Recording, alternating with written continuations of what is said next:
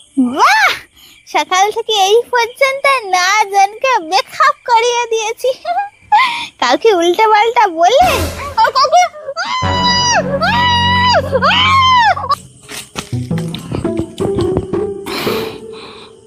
কি বৃষ্টি হচ্ছে রে, বৃষ্টি।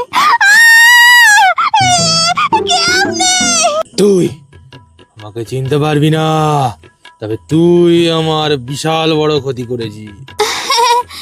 বলছি আমি কি ক্ষতি করেছি তোমার?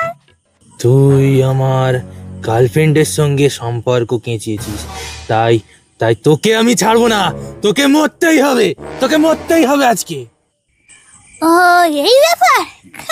বলছি তোমার গার্লফ্রেন্ডের নাম কি?